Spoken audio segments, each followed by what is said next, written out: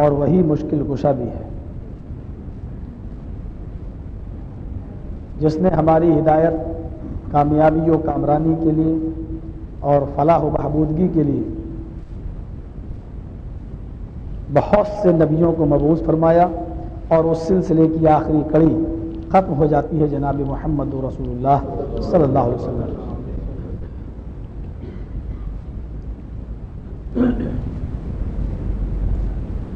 ہم دعا کرتے ہیں اللہ رب العالمین سے کہ الہ العالمین تو درود و سلام کے بے شمار پھول نچھاور فرما احمد مصطفیٰ سرور کائنات محسن انسانیت رحمت للعالمین جناب محمد رسول اللہ صلی اللہ علیہ وسلم پر اللہم صلی وسلم وبارک علیہ۔ خطبہ مسنونہ کے بعد میں نے جو آیت آپ کے سامنے تلاوت کی ہے، ان الدین عند اللہ الاسلام، اللہ کی نظر میں سب سے زیادہ پسندیدہ جو مذہب ہے وہ اسلام ہے۔ آدم علیہ السلام سے لے کر جناب محمد رسول اللہ صلی اللہ علیہ وسلم تک جتنے بھی نبی آئے، ان تمام پیغمبروں نے اسی اسلام کی دعوت، اسی اسلام کی طرف بلایا۔ خود قرآن میں اللہ رب العالمین نے فرمایا کہ آئے میرے نبی محمد صلی اللہ علیہ وسلم، میں نے آپ کو کوئی نیا دین دے کر نہیں بھیجا، میں نے آپ کو کوئی نیا مذہب دے کر نہیں بھیجا، آپ سے پہلے نوح، ابراہیم، موسیٰ اور عیسیٰ کو میں نے اسی مذہب، وہی مذہب دے کر بھیجا تھا، وہی دین دے کر بھیجا تھا جو میں نے تمہیں دیا ہے، جو میں نے آپ کو دیا ہے۔ نبی اکرم صلی اللہ علیہ وسلم نے ہم کو جو اسلام دیا ہے اسی کی دعوت ابراہیم نے دی، اسی کی دعوت موسیٰ نے دی، اسی کی دعوت عیسیٰ نے دی، اسی کی دعوت نوح علیہ السلام نے دی۔ جب لوگوں میں بگاڑ پیدا ہوا اور توحید کی جگہ جب شرک نے لے لی، یہودیوں نے عزیر کو خدا کا بیٹا تصور کرنے کیا، عیسائیوں نے عیسیٰ کو خدا کا بیٹا تصور کیا، جب شرک پنپنے لگا تو اللہ رب العالمین نے لاسٹ میں آخری نبی خاتم النبیین جناب محمد رسول اللہ صلی اللہ علیہ وسلم، کیونکہ شرک اللہ رب العالمین کو برداشت نہیں۔ اسلام کے بارے میں قرآن ایک دوسری جگہ کہتا ہے کہ وَمَن يَبْتَغِ غَيْرَ الْإِسْلَامِ دِينًا فَلَن يُقْبَلَ مِنْهُ، جو اسلام کو چھوڑ کر کوئی دوسرا راستہ اختیار کرے گا وہ قبول نہیں کیا جائے گا، ہرگز قبول نہیں۔ اسلام ہے کیا؟ اس سلسلے کی جو میں نے حدیث پڑھی ہے، اس حدیث کو حدیث جبرائیل کہا جاتا ہے۔ وہ حدیث امام بخاری کتاب التوحید کے اندر اور امام مسلم کتاب الایمان کے اندر لائے۔ الفاظ اس طرح ہیں: وعن عمر بن الخطاب رضی اللہ تعالی عنہ قال بینما نحن عند رسول اللہ صلی اللہ علیہ وسلم ذات یوم استرى علینا رجل شدید بیاض الثياب وشدید سواد الشعر لا يرى عليه اثر السفر ولا يعرف منا احد حتى جلس الى النبي صلی اللہ علیہ وسلم فاسند ركبته الى ركبتيه ووضع كفه على فخذيه وقال يا محمد اخبرني عن الاسلام۔ حضرت عمر فاروق رضی اللہ تعالیٰ نے فرماتے ہیں کہ ہم لوگ چند صحابہ کے ارد گرد بیٹھے ہوئے تھے، اللہ کے نبی بھی ہمارے پاس موجود تھے، نبی اکرم بھی تھے، ہم صحابہ کے ارد گرد بیٹھے تھے کہ اذ طلع علینا رجل شدید بیاض الثياب، کہ اچانک ایک آدمی دور سے آتا ہوا نظر آیا۔ طلع علینا، دور سے ایک آدمی نمودار ہوا، رجل، وہ ایک انسان، انسانی شکل میں، شدید بیاض الثياب، کپڑے بہت زیادہ سفید پہنے ہوئے تھا، اور شدید سواد الشعر، اور بال بھی اس کے بہت زیادہ کالے تھے۔ حتی جلس الی النبی صلی اللہ علیہ وسلم، آتے ہی وہ نبی اکرم کے پاس بیٹھ گئے، اور بیٹھنے کا نقشہ بھی کھینچا ہے۔ فاسند رکبتیہ الی رکبتیہ، حضرت عمر رضی اللہ تعالیٰ نے فرماتے ہیں کہ اپنے دونوں گھٹنوں کو اس نے اللہ کے نبی کے دونوں گھٹنوں سے ملا لیا۔ تحیات کی طرح بیٹھے ہوئے تھے اللہ کے نبی، جیسے تحیات میں بیٹھا جاتا تھا وہ بھی اسی طرح بیٹھ گئے اور اپنے گھٹنوں سے گھٹنے ٹیک دیے. اسند یسند، اسناد کی معنی ہوتے ٹیک لگانا، ٹکا دیا اس نے اپنے گھٹنوں کو. وَوَضَعَ كَفَّيْهِ عَلَىٰ فَخِذَيْهِ، اور اس نے اپنی دونوں ہتھیلیوں کو اللہ کے نبی کی دونوں ران پر رکھ لیا. اس طریقے سے دونوں ہتھیلیوں کو رکھ لیا، اپنی ہتھیلیوں کو نبی کی دونوں ران پر رکھ لیا. وقال، اور کہنے لگا یا محمد اخبرنی عن الاسلام، آئے محمد صلی اللہ علیہ وسلم مجھے اسلام کے بارے میں بتائیے. یعنی اس نے نام لیا، یہ نہیں کہ یا رسول اللہ اخبرنی عن الاسلام، یا نبی اللہ اخبرنی عن الاسلام، یہ نہیں کہا، بلکہ اس نے ڈائریکٹ آ کے یہی کہا اخبرنی عن الاسلام، اے اللہ کے نبی مجھے اسلام کے بارے میں بتائیے کہ اسلام کہتے کسے ہیں. اور اس نے نام لیا یا محمد اخبرنی عن الاسلام، اسلام کی خبر دو کہ اسلام کسے کہتے ہیں. قال الاسلام ان تشهد ان لا الہ الا اللہ وان محمد رسول اللہ. اسلام یہ ہے کہ تم اس بات کی گواہی دو کہ اللہ کے علاوہ کوئی معبود نہیں ہے اور محمد صلی اللہ علیہ وسلم اللہ کے رسول ہیں. پھر آپ نے دوسری چیز بتائی تقیم الصلاۃ، نماز قائم کرو. تیسری چیز بتائی وتؤتی الزکات، زکات ادا کرو. چوتھی چیز بتائی وتصوم رمضان، رمضان کے روزے رکھو. اور پانچویں چیز بتائی وتحج البیت، خانہ کعبہ کی زیارت کرو، حج کرو. پھر شرط لگائی ان استطاعت الیہ سبیلا، اگر وہاں تک جانے کی استطاعت ہو تو، طاقت ہو تو. یہ اسلام کا انٹروڈکشن، اسلام کا تعارف اللہ کے نبی نے کرایا. اور یہی چیز ہمیں سمجھنا ہے. سب سے پہلے یہ کیوں کہا کہ ان تشہد ان لا الہ الا اللہ وان محمد رسول اللہ. حقیقت یہ ہے کہ اسلام یہی ہے، لا الہ الا اللہ، اللہ کے علاوہ کوئی معبود نہیں، محمد الرسول اللہ، اور محمد اللہ کے رسول ہیں صلی اللہ علیہ وسلم. جس طریقے سے بہت صاف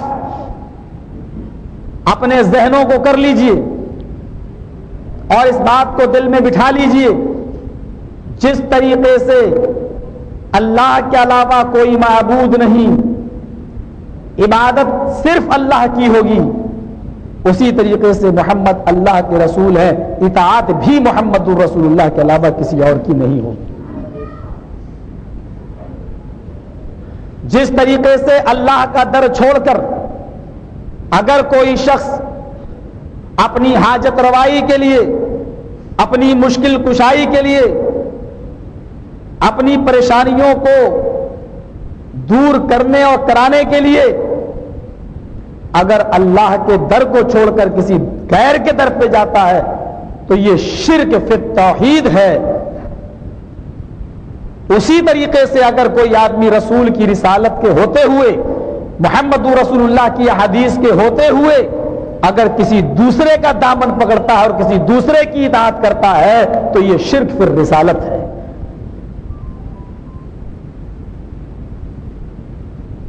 دو چیزیں سمجھ لیجیے آپ، عبادت کس کی اور عبادت کیسی، بس یہی اسلام ہے. عبادت کس کی؟ عبادت صرف اللہ کی.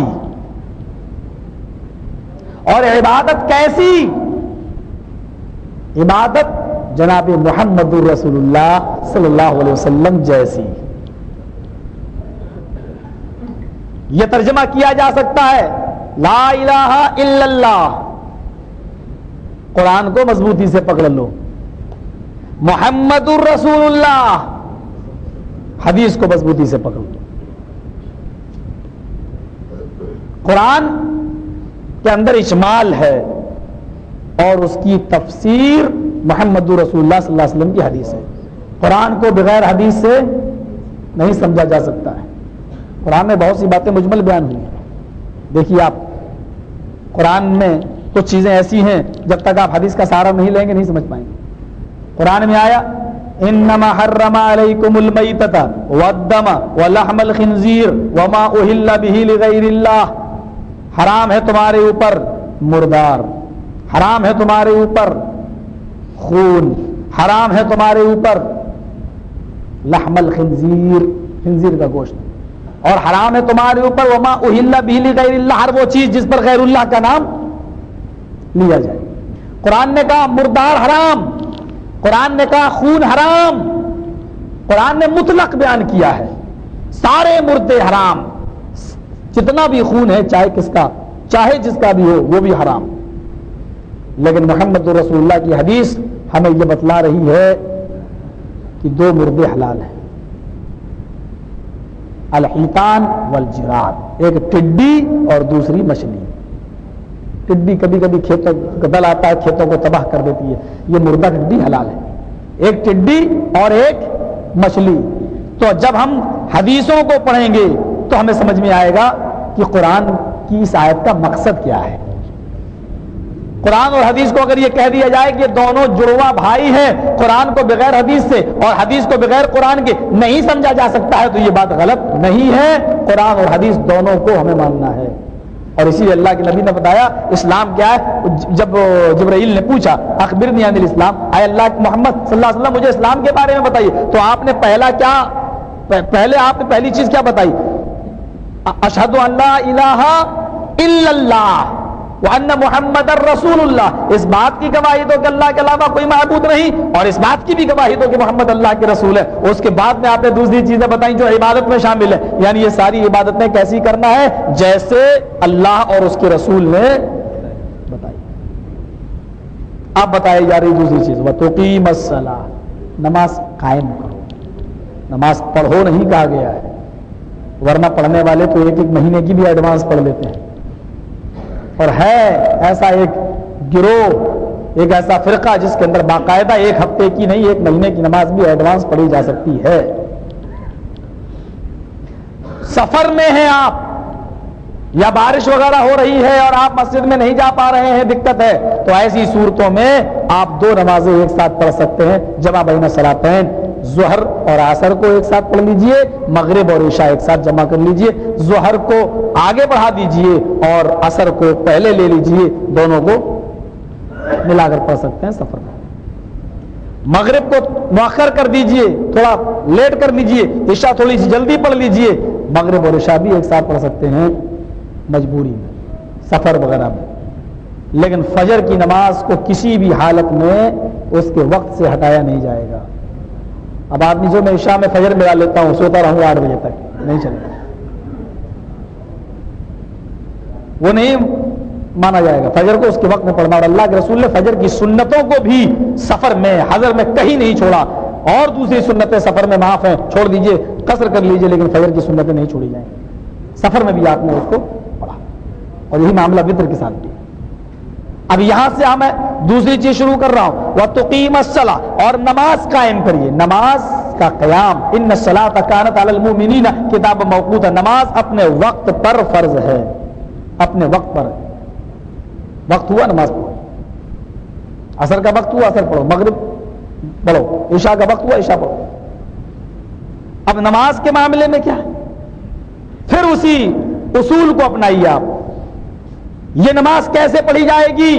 ابھی آپ نے اقرار کیا ہے کہ اللہ کے علاوہ کوئی معبود نہیں، اور ابھی آپ نے کہا ہے نماز بعد میں، پہلے کلمہ آپ نے پڑھا ہے اور اس میں یہ کہ محمد اللہ کے رسول ہیں، تو جب رسول ہیں، قاصد ہیں، بھیجے ہوئے ہیں، پیغمبر ہیں، تو اس نے نماز کا طریقہ بھی بتایا ہے، اور اسی لیے آپ نے فرمایا صلو کما رأیتمونی اصلی، او لوگو تم ویسے نماز پڑھو جیسے تم مجھے دیکھتے ہو نماز پڑھتے ہوئے۔ فراست ایمانی دیکھیے نبی کی، آپ نے یہ نہیں کہا وضو ویسے بناؤ جیسے مجھے دیکھتے ہو وضو بناتے ہوئے، آپ نے یہ نہیں کہا کہ مسجد میں ویسے داخل ہو جیسے تم مجھے دیکھتے ہو، حالانکہ طریقہ وہی ہے، ایسے سوئیے جیسے میں سوتا ہوں، لیکن من جانب اللہ آپ کو یہ بتا دیا گیا تھا کہ لوگ آپ کی نمازوں پر بھی غیروں کی مہر لگا دیں گے، اس لیے آپ نے نماز کے معاملے میں فرمایا صلو کما رأیتمونی اصلی، نماز ویسے پڑھو جیسے تم مجھے دیکھتے ہو نماز پڑھتے، اور یہ حکم مردوں کے لیے بھی اور عورتوں کے لیے بھی ہے۔ مرد بھی ویسے پڑھیں جیسے نبی اکرم نے پڑھی ہے، اور عورتیں بھی ویسے پڑھیں جیسے جناب محمد رسول اللہ نے پڑھی ہے۔ عورتوں کی نماز الگ نہیں ہے، کیونکہ آپ کا یہ حکم عام ہے، مرد بھی نبی اکرم کی طرح پڑھیں گے، عورتیں بھی نبی اکرم کی طرح پڑھیں گی۔ فرق صرف وہاں رکھا گیا ہے جس کو مستثنا کر دیا گیا ہے. کہاں عورت مرد کی نماز بغیر ٹوپی کے ہو جائے گی لیکن عورت کی نماز بغیر اوڑھنی کے نہیں ہوگی. اللہ کے نبی صلی اللہ علیہ وسلم نماز پڑھانے کے لیے کھڑے ہوئے, وضو بنا کے آئے, آپ کے سر پہ امامہ تھا, بخاری کی روایت ہے آپ نے امامہ اٹھایا اور ممبر کے اوپر ایسے ہی رکھ دیا جیسے میں نے ٹوپی رکھ دی اور اللہ اکبر کہہ کے نماز پڑھائی, بالکل ننگے سر. امامہ تھا, رکھ دیا ممبر پر, نماز پڑھائی. صحابی اٹھے, ایک صحابی نے سوال کیا اللہ کے رسول امامہ ہوتے ہوئے بھی آپ نے نہیں لگایا اور بغیر ٹوپی کے بغیر امامے کے آپ نے نماز پڑھائی؟ وہ اللہ کے نبی کا جواب تھا, بخاری کی حدیث ہے, نماز ایسے بھی ہو جاتی ہے. میں یہ نہیں کہہ رہا ہوں کہ اب بغیر ٹوپی کی عادت ڈال لی جائے, مسئلہ اپنی جگہ پر ہے. بغیر ٹوپی کے نماز ہو جاتی ہے لیکن عادت نہیں بنانا چاہیے, کیونکہ آپ نے اکثر نمازیں جو پڑھی ہیں وہ امامے کے ساتھ ہی پڑھی ہیں, امامہ اتار کے نہیں. تو یہ ایک ادب ہے, آپ لگا لیجئے. لیکن جو بغیر ٹوپی کے نماز پڑھتے ہیں اور کچھ لوگ ان کے پیچھے پڑ گئے ہیں کہ صاحب یہ ہر نماز بغیر ٹوپی کے پڑھتے ہیں, ان کے لیے یہ حدیث دلیل ہے کہ اگر کوئی ٹوپی کے ہوتے ہوئے بھی ٹوپی نہ لگائے تو نماز کی صحت پر کوئی فرق نہیں پڑتا. نماز کی صحت پر کوئی فرق نہیں پڑتا. ٹوپی لگانے سے آپ کے ثواب میں اضافہ نہیں ہو جائے گا, ٹوپی اتارنے سے آپ کی نماز کے ثواب میں کمی نہیں ہو جائے گی. یہ بالکل اسی طریقے کا مسئلہ الیوم اکملت لکم دینکم واتممت علیکم نعمتی ورضیت لکم الاسلام دینا. آج میں نے اے نبی تمہارے اوپر تمہارے دین کو مکمل کر دیا. اللہ کے نبی صلی اللہ علیہ وسلم کے اوپر اسلام مکمل ہو گیا. الیوم اکملت لکم دینکم, آج میں نے تمہارے دین کو مکمل کر دیا. یہ دین اسی وقت مکمل ہو چکا تھا, اس میں کوئی نقص نہیں ہے.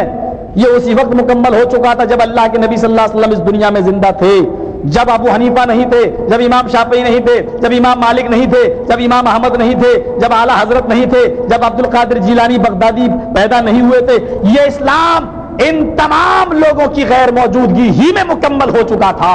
اگر یہ بعد میں پیدا ہو گئے تو اسلام میں 4 چاند نہیں لگ گئے, اسلام کے اندر کوئی اضافہ نہیں ہو گیا.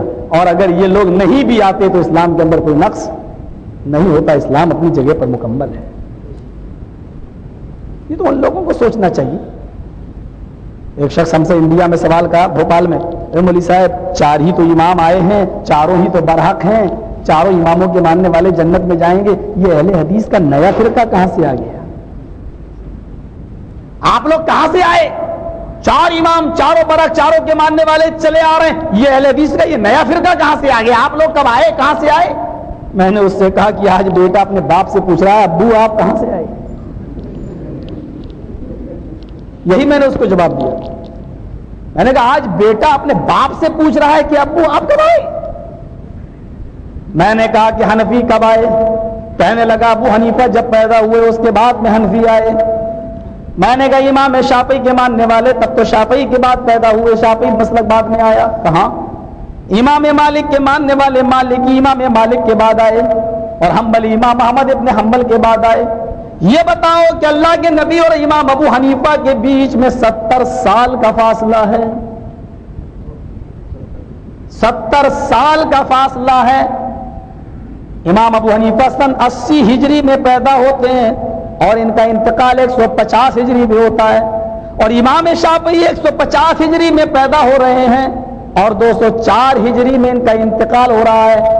تصور کیجئے کہ اللہ کے نبی کے زمانے میں اور حضرت امام ابو حنیفہ کے زمانے میں تقریباً 70 سال کا فاصلہ ہے. یہ 70 سال تک بتائیے لوگ حنفی تھے یا مالکی تھے یا حنبلی تھے یا شافعی تھے, کیا تھے؟ یہ لوگ کس کو مانا کرتے تھے؟ کہنے لگا قرآن و حدیث کو مانتے تھے, اللہ اور اس کے رسول کو مانتے تھے. میں نے کہا آج ہم اہل حدیث کس کو مانتے ہیں؟ کہا تم لوگ بھی تو قرآن و حدیث ہی چلاتے رہتے ہو, چیختے رہتے ہو. ہم نے کہا ہم لوگ رسول کے زمانے سے چلے آ رہے ہیں, تم تو ابو حنیفہ کے بعد آئے ہو, تم تو بیٹے ہو ہمارے, اور بیٹا اپنے باپ سے پوچھے کہ ابو آپ کب پیدا ہوئے, یہ تو بڑے شرم کی بات ہے. آج لوگوں نے عقیدے گڑے, کیا کہا کہ 4 امام کے ماننے والے جنت میں جائیں گے, حنفی مالکی. چاروں اماموں میں سے کسی ایک امام کی تقلید کرنا فرض ہے, ضروری ہے, کرو ہر حال میں, ورنہ جنت نہیں ملے گی. تو مجھے ایک بات بتا دو, کہ چاروں اماموں میں سے کسی ایک کو ماننا ضروری ہے، تو امام ابو حنیفہ کے باپ کس امام کے ماننے والے تھے؟ وہ حنفی تھے یا مالکی یا شافعی یا حنبلی؟ اگر جنت انہی چاروں میں سے کسی ایک کے ماننے پر ملتی ہے تو اتنا تو مجھے بتا دو کہ ابو حنیفہ کے باپ کیا ہوئے؟ اگر کہتے ہو کہ ابو حنیفہ کے زمانے میں کوئی امام نہیں تھا، یہ اللہ اور اس کے رسول کی باتیں مانی جاتی تھی، تو جس بات کو ابو حنیفہ کے باپ مانتے تھے، اگر اس عقیدے کو ہم مان لیں، اللہ اور اس کے رسول کی اطاعت و فرما برداری کریں، تو ہم کیوں جنتی نہیں ہو سکتے؟ کہنے لگے اس سے پہلے بھی تقلید تھی۔ میں نے کہا کب تھی؟ کہنے لگا کہ ابو بکر جب تک زندہ رہے ابو بکر کی تقلید ہوتی تھی، ابو بکر کا انتقال ہو گیا تو عمر کی تقلید ہوتی تھی، عمر کا انتقال ہوا تو عثمان کی ہوتی تھی، اور عثمان کا انتقال ہوا تو علی کی ہوتی تھی۔ ہم نے کہا ایک آتا تھا، جب اس کا انتقال ہو جاتا تھا تو اس کی تقلید ختم ہو جاتی تھی، پھر دوسرے کی ہوتی تھی۔ تو ابو حنیفہ آئے، ان کی تقلید ہونی چاہیے، ابو حنیفہ مر گئے، انتقال کر گئے، تو پھر امام شافعی کی تقلید ہونا چاہیے، تم سارے حنفیوں کو پھر شافعی بن جانا چاہیے۔ پھر شافعی مر جائیں تو اس کے بعد میں جو امام آیا اس کی ہونی چاہیے، پھر سارے لوگ وہ بن جائیں۔ اور جب امام احمد ابن حنبل بھی چلے گئے، امام شافعی بھی چلے گئے، چاروں چلے گئے، تو اب کس کی تقلید کرو گے؟ یہ ابو بکر صدیق 2 سال خلافت کی، حضرت عمر نے 12 سال خلافت کی، یہ ابو بکر کی 2 سال خلافت کے بعد ابو بکر کی تقلید ختم، عمر فاروق نے 12 سال کی، 12 سال کے بعد عمر کی تقلید ختم، حضرت عثمان کی بھی 10-12 سال کے بعد ختم، حضرت علی کی 4-5 سال کے بعد ختم۔ مجھے اتنا بتا دو، ان بزرگوں کی خلفائے راشدین کی تقلید تو ان کے انتقال کے ساتھ ہی ختم ہو جائے، اور یہ چاروں امام اتنے بزرگ ہیں کہ ان کو انتقال کیے ہوئے 1200-1300 سال ہو گئی، اور ان کی تقلید آج تک برقرار رہے۔ ابو بکر کی صرف 2 سال چلے، عمر کی صرف 10 سال 12 سال چلے، اور ابو حنیفہ امام شافعی کی 1200 سال سے اب تک چلی آ رہی ہے۔ ذرا بتاؤ خلفائے راشدین جن کو اللہ کے نبی نے جن کے بارے میں کہا تھا علیکم بسنتی و سنت الخلفاء الراشدین المہدیین تمسکوا بہا وعضوا علیہ بالنواجذ، ہمارے خلفائے راشدین کی سنت کو مضبوطی سے، میری اور خلفائے راشدین کے طریقے کو مضبوطی سے پکڑ لینا، دانتوں سے پکڑ لینا۔ ان سے اوپر کس کو اٹھایا جا رہا ہے؟ ان سے اونچا مقام کس کو دیا جا رہا ہے؟ ان سے بڑا درجہ کس کو دیا جا رہا ہے؟ یہ سب عقیدے کی خرابی۔ تقیم الصلاۃ، دوسری چیز ہے اسلام کا انٹروڈکشن میں تعارف میں، نماز قائم کرو۔ نماز کیسے پڑھو؟ جیسے جناب محمد رسول اللہ صلی اللہ علیہ وسلم پڑھتے۔ ایک صحابی کھڑے ہوئے، ان کے سامنے 10 صحابہ بیٹھے ہوئے ہیں، کل 11 لوگ ہیں، بخاری۔ ایک صحابی، ان کے سامنے 10 آدمی بیٹھے ہوئے ہیں، یہ صحابی کہتے ہیں کہ میں تم کو سب سے زیادہ نبی اکرم کی اچھی نماز پڑھ کے بتاتا ہوں، آؤ میں تم کو سب سے اچھی۔ اسلامی کیسٹ کا مرکز سلفی کیسٹ سینٹر، منظور کالونی، گجر چوک، کراچی۔ جیسے اللہ کے نبی صلی اللہ علیہ وسلم پڑھا کرتے تھے میں ویسی نماز پڑھ کے بتلا رہا ہوں۔ تم میں سے کوئی بھی آدمی اتنی اچھی طریقے سے نبی کی نماز نہیں جانتا جتنی طریقے سے میں جانتا ہوں۔ کہاں پڑھ کے بتاؤ؟ 10 صحابہ بیٹھے ہیں، نبی اس دنیا میں نہیں ہے، نبی کا انتقال ہو گیا، اللہ کے نبی کے سامنے یہ صحابی نبی کے پیچھے نماز پڑھ چکے ہیں، اور انہوں نے نماز کا طریقہ بتایا، 10 لوگ دیکھ رہے ہیں، اللہ اکبر، سینے پہ نیت باندھی، اس کے بعد میں دعا ثنا پڑھی، اس کے بعد میں الحمدللہ رب العالمین والضالین پھر سورت ملائی، اس کے بعد میں کہا اللہ اکبر، رفع الیدین کیا اور رکوع میں چلے گئے، پھر سمع اللہ لمن حمدہ کہتے ہوئے رفع الیدین کیا، پھر سجدے میں گئے، پھر سجدے سے اٹھے، پھر دعا پڑھی، پھر سجدے میں گئے، پھر اٹھے، پھر تھوڑا بیٹھ کر پھر کھڑے ہوتے ہیں پہلی رکعت دوسری رکعت کے لیے، دوسری بھی اسی طرح پڑھی، پھر تحیات پڑھنے کے بعد تیسری رکعت کے لیے کھڑے ہوئے تو رفع الیدین کیا اور نیت باندھی۔ پوری نماز نبی اکرم کے طریقے پر پڑھ کے بتائی۔ جب سلام پھیرا تو وہ 10 لوگ کہنے لگے اللہ کی قسم تجھ سے زیادہ نبی کی نماز کے بارے میں کوئی نہیں جانتا، یعنی تم نے جو نماز پڑھی یہی طریقہ ہم نے بھی جناب محمد رسول اللہ کا دیکھا ہے۔ میرے بھائیوں، ایک صحابی روایت کرے اور 10 صحابہ اس کی تائید کریں تو یہ حدیث ایک کی نہیں بلکہ 11 صحابہ کی مستند روایت شمار کی جائے گی۔ ایک حدیث ہے اور ایک کی تائید 10 صحابہ کریں تو گویا کہ یہ حدیث 11 صحابہ سے مروی ہے۔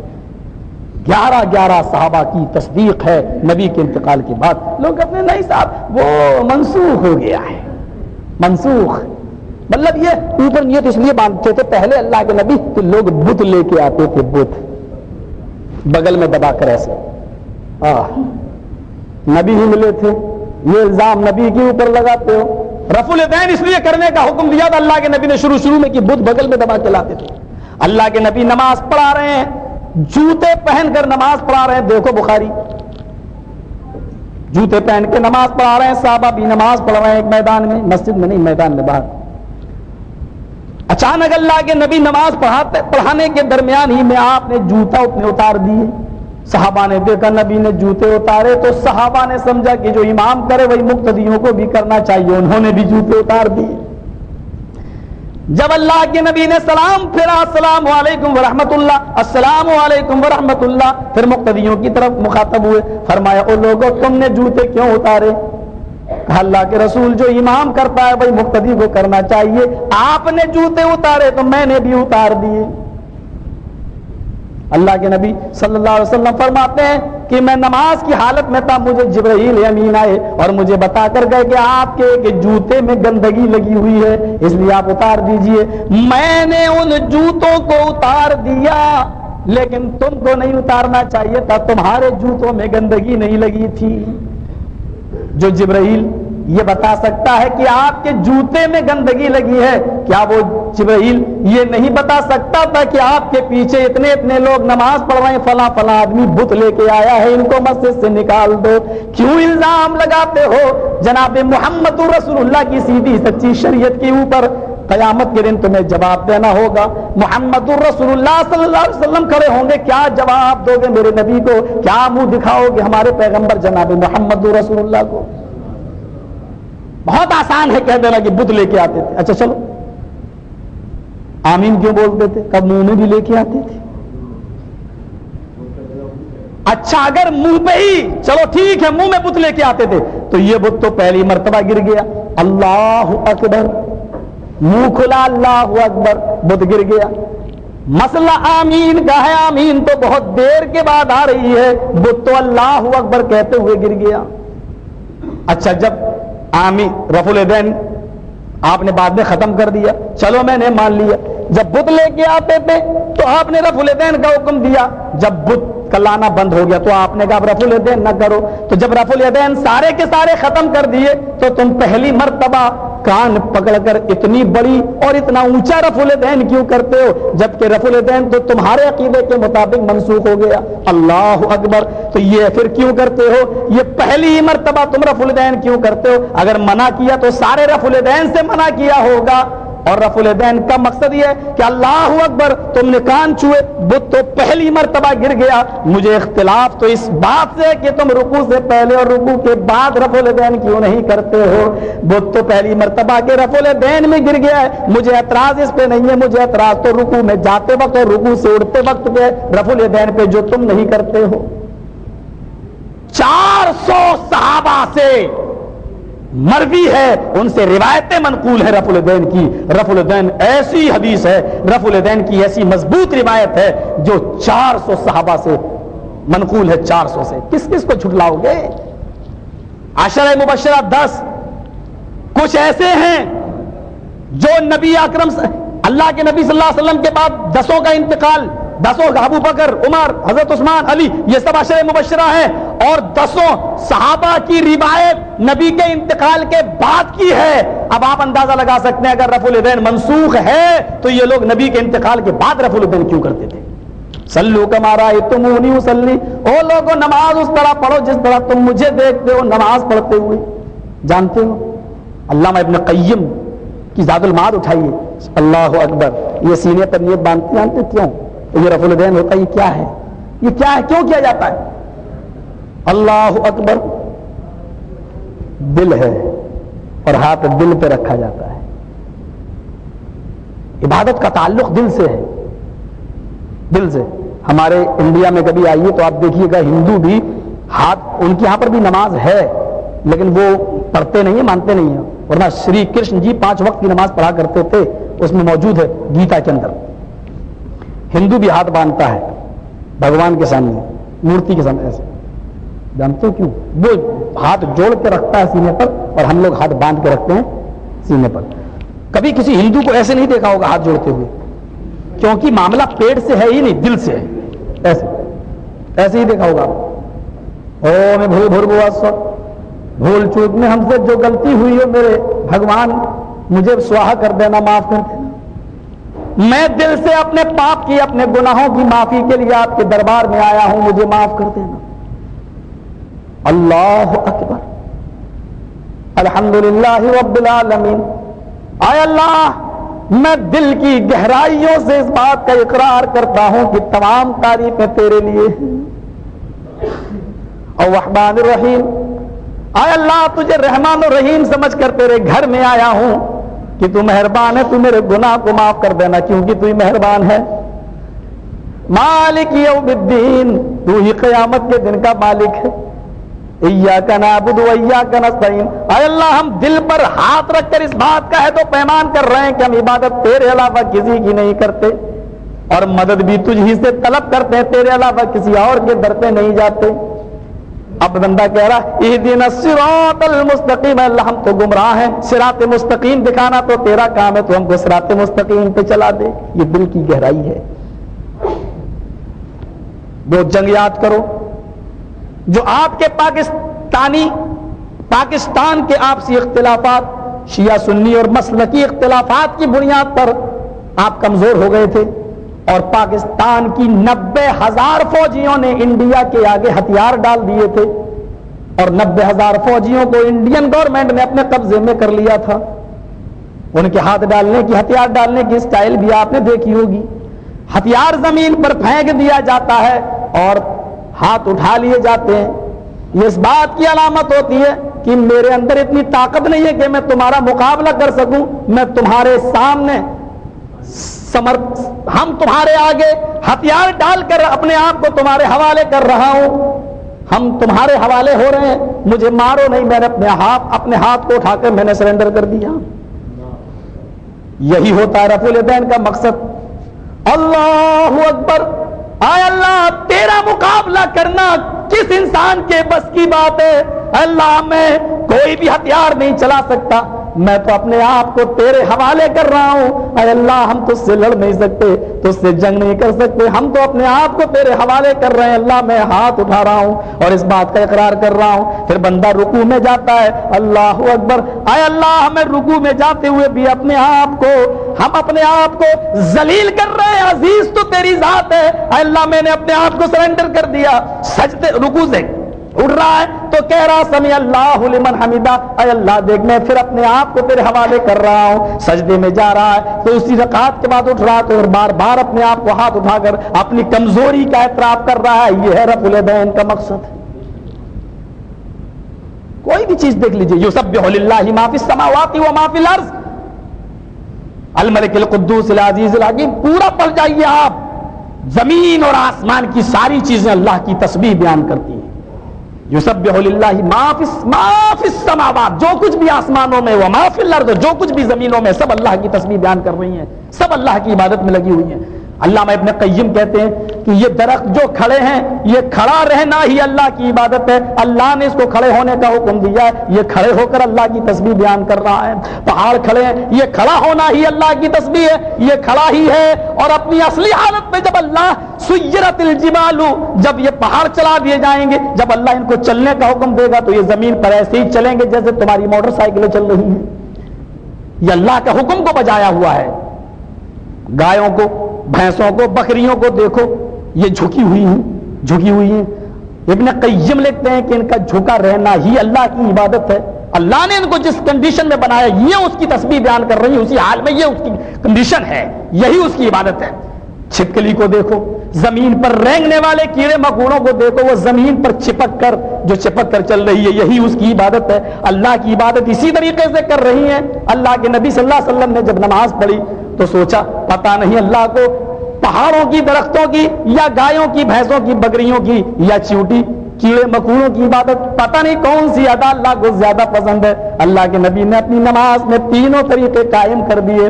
अल्लाहु अकबर। आय अल्लाह, अगर तुझे कयाम की इबादत ज्यादा पसंद है तो मोहम्मद पहाड़ों और दरख्तों की तरह खड़े होकर भी तेरी इबादत में लगा हुआ है, मेरे उम्मती भी तेरी इबादत में लगे हुए हैं। इलाहुल आलमीन, अगर तुझे ये अदा पसंद है तो तू मेरी इस अदा को, इस हयात को तू कबूल कर ले। अल्लाहु अकबर। رکوع میں چلے گئے. اے اللہ اگر یہ بھینس بھیڑ بکریوں کی عطا اگر تجھے زیادہ پسند ہے تو میں بھی وہ عطا بنا لیتا ہوں, میں بھی اس حیت میں اور اس شکل میں آ جاتا ہوں, میرے امتی بھی آ جاتے ہیں. اللہ تو میری اس حیت کو اور اس عطا کو تو قبول کر لے. سمع اللہ لمن حمدہ کہہ کر سجدے میں چلے جاتے ہیں اللہ اکبر کہتے ہوئے. اے اللہ اگر تجھے چھپکلی چیونٹی کیڑے مکوڑے جو زمین پر رینگ کے چلتے میں نے بھی اپنے جسم کے سارے اعضاء زمین پر رکھ دیے اور وہ شکل بھی بنا لی, وہ شکل بھی بنا لی, حتیٰ کہ بڑے سے بڑا بادشاہ بھی آج زمین پر اپنی ناک کو رگڑ رہا ہے رکھے ہوئے ہے, کیونکہ عزیز ذات تو تیری ہے, ہم تو ذلیل ہیں, ساری انسانیت ذلیل ہے, عزیز ذات تو اللہ کی ہے. الہ العالمین اگر تجھے ان چیونٹیوں کی کیڑے مکوڑوں کی حیت زیادہ پسند ہے تو میری اس ادا کو تو قبول کر لے. یہ ہے رکوع کا, سجدے کا اور قیام کا مقصد. ورنہ ہندوؤں میں جاؤ اوم بھو بھربسوا چلا گیا وہ, عیسائیوں میں جاؤ اب تو نماز ان میں بھی بدل دی گئی ہے. یہ رکوع قیام اور سجدہ. علامہ ابن قیم کی کتاب زاد المعاد پڑھو, بہت باریک نقطے آپ کو ملیں گے.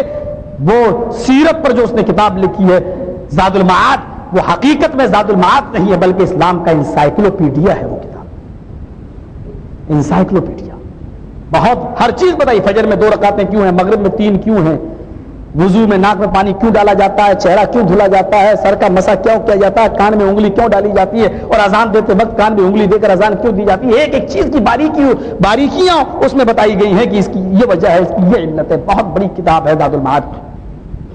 میرے بھائیوں, نماز پڑھو تو ویسے تقیم الصلاۃ, جیسے قیام, جیسے اللہ کے نبی نے بتایا. دوسری چیز ہوگی قیام ہے, نماز ہے. ہاں ایک اور چیز سنو, یہ آیت آپ کو معلوم ہے صحابی آئے, حضرت فتح مکہ فتح ہو گیا. صحابی کہنے لگے اللہ کے نبی صلی اللہ علیہ وسلم اب تو 5 نمازوں میں اجازت دے دیجئے کہ ہم زور سے تلاوت کیا کریں. بھائی ظہر میں اور عصر میں امام خاموشی سے تلاوت کرتا ہے نا, خاموشی سے. مغرب میں عشاء میں اور فجر میں زور سے. کبھی سوچا آپ نے ایسا کیوں ہوتا ہے؟ مغرب میں عشاء میں فجر میں زور سے کیوں, ظہر میں اور عصر میں خاموشی سے کیوں؟ صحابہ کرام شکایت لے کے آئے تھے اللہ کے نبی صلی اللہ علیہ وسلم کے پاس. امام مالک نے اپنی موطا کے اندر پورا واقعہ نقل کیا ہے, امام احمد نے اپنی مسند کے اندر پورا واقعہ نقل کیا ہے, علامہ سیوطی نے اپنی کتاب الخصائص کے اندر پورا واقعہ نقل کیا ہے, امام بہقی نے اپنی سنن کے اندر پورا واقعہ نقل کیا ہے, ابن سعد نے اپنی طبقات کے اندر پورا واقعہ نقل کیا ہے. صحابہ آئے, اتنی حدیثوں کے حوالے میں نے آپ کے سامنے دیے ہیں. اے اللہ کے نبی, ہم یہ 5 نمازوں میں زور زور سے قرآن کی جو تلاوت کرتے ہیں, کافر کان لگا کر سنتے ہیں. جب ہماری آواز ان کے کانوں تک پہنچ جاتی ہے تو وہ آ کر مجھے پیٹنے لگتے ہیں, مجھے مارنے لگتے ہیں, اور نمازی کی حالت میں اتنا مارتے ہیں کہ ہم کو لہو لہان کر دیتے ہیں. اللہ کے نبی ان سے پوچھتے ہیں کس وقت وہ تم کو مارتے ہیں؟ کہا اللہ کے نبی وہ دوپہر میں کام کر کے جب گھر پہ واپس آتے ہیں, کھانا کھا کر, وہ جلدی کھانا کھا لیتے ہیں. ہم ظہر کی نماز میں جب زور سے قرآن پڑھتے ہیں تو یہ سن لیتے ہیں اور آتے ہیں. پھر یہ جو ہے برابر, یعنی یہ ہم دوپہر میں تو قیلولہ کر کے سو جاتے ہیں, یہ ظہر کی آواز ان کے کانوں میں نہیں جاتی, عصر کے وقت بھی ان کے کانوں میں میری آواز نہیں, مغرب کے وقت ظہر اور عصر کے وقت جاتی ہے. مغرب میں یہ عصر کے بعد جب کام پہ نکل جاتے ہیں تو کافی دیر کے بعد یہ لوٹ کر آتے ہیں, اس لیے مغرب کے موقع پر یہ گھروں میں نہیں ہوتے ہیں. مغرب کے موقع پر, مغرب کی نماز کے وقت یہ گھروں میں نہیں ہوتے ہیں. آپ نے کہا تو مغرب کی نماز میں زور سے باقی رکھو. عشاء میں کیا حال ہے؟ کہا اللہ کے نبی عشاء کی نماز تو آپ اتنی تاخیر سے پڑھاتے ہیں, اتنی تاخیر سے پڑھاتے ہیں کہ یہ لوگ آ جاتے ہیں اور جلدی سو جاتے ہیں. عشاء کی نماز کے وقت بھی یہ پیٹتے نہیں ہیں, مارتے نہیں ہیں, کیونکہ ہم بہت لیٹ نماز پڑھتے ہیں. حدیث میں بھی آیا ہے عشاء کی نماز کا وقت صحابہ مسجدوں میں اونگنے لگتے تھے.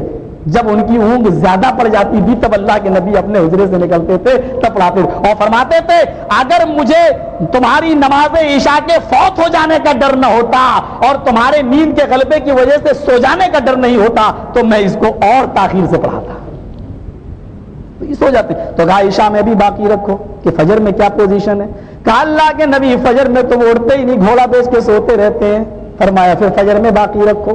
ظہر میں؟ کہا اللہ کے نبی وہ گھر میں رہتے ہیں کھانا کھانے کے لیے جب آتے ہیں اور جب وہ ظہر میں میری آواز سنتے ہیں تو اتنا پیٹتے ہیں کہ مجھے مار مار کے بے ہوش کر دیتے ہیں. آپ نے فرمایا تب ظہر کے اندر تم خاموش ہو جاؤ, آہستہ کر دو. کہا اللہ کے نبی نے عصر میں, آئے اللہ کے نبی ظہر کا کھانا کھا کر قیلولہ کرتے ہیں اور عصر کے وقت ہی نکلتے ہیں پھر کاروبار کے لیے کام کے لیے, عصر میں بھی سن لیتے ہیں. فرمایا تو عصر کے اندر بھی تم خاموشی کے ساتھ پڑھو, زور سے نہ پڑھو تاکہ وہ سنے نہیں. کہا اچھا ٹھیک ہے. ظہر اور عصر خاموش ہو گئی. مغرب عشاء فجر میں زور سے تلاوت ہونے لگی. جب مکہ فتح ہو گیا, اللہ کے نبی صلی اللہ علیہ وسلم کے ہاتھ میں مکہ آ گیا اور آپ خانہ کعبہ میں گھس گئے. حضرت علی کو اپنے کاندھے پر کھڑا کیا. حضرت علی کے کاندھے پر اللہ کے نبی کھڑے ہوئے, علی کے کاندھوں پر نبی کھڑے ہیں, ہاتھ میں چھڑی ہے اور ایک ایک بت کو گراتے جا رہے ہیں اور کہتے جا رہے ہیں جاء الحق وزهق الباطل ان الباطل کان زهوقا. حق آ گیا اور باطل مٹ گیا, اور باطل تو مٹنے ہی آیا تھا, باطل کو تو مٹنا ہی تھا. 360 مورتیوں کو گرا ڈالا, بتوں کو گرا دیا, توحید کا پرچم لہرایا. حضرت عمر کہنے لگے, حضرت علی کہنے لگے, بڑے بڑے جلیل القدر صحابہ چیخ پڑے اے اللہ کے نبی اب تو 5 وقت میں نماز میں زور سے تلاوت کرنا شروع کر دیتے ہیں, اس لیے کہ جو مصیبت جو پریشانی تھی وہ پریشانی ختم ہو گئی ہے. اب لوگوں نے مجھے پہلے پیٹا تھا, اب تو نہیں پیٹ سکتے کیونکہ اسلام ہمارے ہاتھ میں, مکہ ہمارے ہاتھ میں, اب تو اجازت دے دیجئے کہ 5 وقت کی نماز میں ہم زور سے تلاوت کریں. اللہ کے نبی فرماتے ہیں نہیں نہیں, اس طریقے کو اسی طریقے سے رہنے دو. صحابہ نے کہا کیوں؟ اے اللہ کے نبی یہ تو ہماری بزدلی کی علامت ہے کہ ہم آج بھی زور سے نہ پڑھیں جبکہ ہمارے ہاتھ میں ساری حکومت آ گئی. فرمایا نہیں نہیں, اس کو اسی طرح رہنے دو تاکہ اس کی علت اور اس کی وجہ آئندہ آنے والی نسل جب غور کرے گی, جب سوچے گی کہ ان دونوں نمازوں میں آہستہ کیوں پڑھا جاتا ہے, جب وہ سوچے گی تو یہ سوچنے پر مجبور ہوگی کہ صحابہ نے ماریں کھائی ہیں, صحابہ نے اپنی پیٹھیں لال کروائی ہیں, صحابہ نے بے ہوش ہو جانے والی مار کا مزہ چکھا ہے, لیکن اس کے باوجود بھی نماز نہیں چھوڑی ہے, آہستہ ہی پڑھی لیکن پڑھی ہے. اس حال میں بھی وہ نماز ترک نہیں کیا کرتے تھے, تو وہ بھی نماز پڑھنے کی کوشش کریں گے اور مسجدوں کو آباد کرنے کی کوشش کریں گے. اس کو اسی طریقے سے رہنے دو. تصور کیجئے یہ علت ہے, لیکن کیسے پڑھو؟ تو قیم الصلاۃ, نماز کا.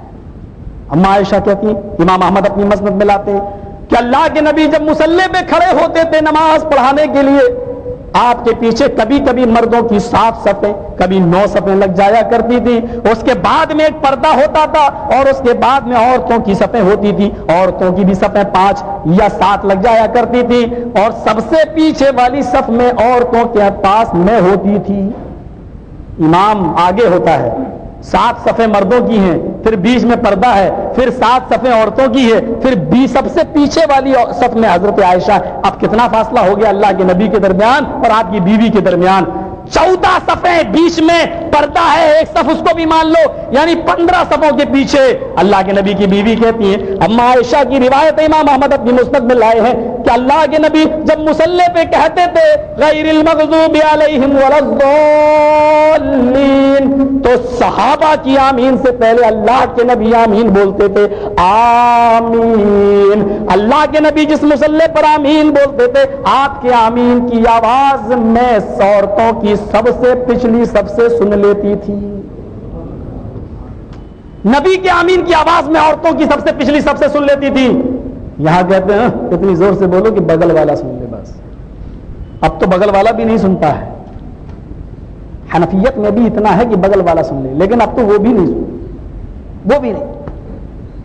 تم اپنی مسجدوں میں چیخو یا نہیں, بولو یا نہیں, لیکن جس مسجد میں اللہ کے پیارے نبی نے نماز پڑھی ہے اور جس میں 1 رکعت کا ثواب 1000 رکعت کے برابر, یا دوسری روایت کے مطابق 50,000 رکعت کے برابر, اور وہ خانہ کعبہ جس میں 1 رکعت کا ثواب 1,00,000 رکعت کے برابر, الحمدللہ قیامت کی صبح تک ان دونوں مسجدوں میں زور سے آمین بولی جاتی رہے گی. جہاں سے اسلام پھیلا ہے, جہاں سے اسلام جس کی بنیاد جناب محمد رسول اللہ نے رکھی ہے. سفر کیجئے مقام رسالت کیا ہے. تم کس کی طرف ہمیں بلاتے ہو کہ ان کو مان لو؟ ارے میرا نبی تو وہ ہے. مکے میں کون سی خرافاتیں نہیں ہوتی تھیں. جوا مکے میں کھیلا جاتا تھا, شراب مکے میں پی جاتی تھی, لڑکے پیدا ہوتے تھے تو ان کو قتل کر دیا جاتا تھا، لڑکیاں پیدا ہوتی تھی تو زندہ دفن کر دیا جاتا تھا۔ جوئے کا عالم یہ تھا کہ لوگ اپنی بیوی اور اپنی بیٹیوں کو جوئے میں ہار جاتے تھے۔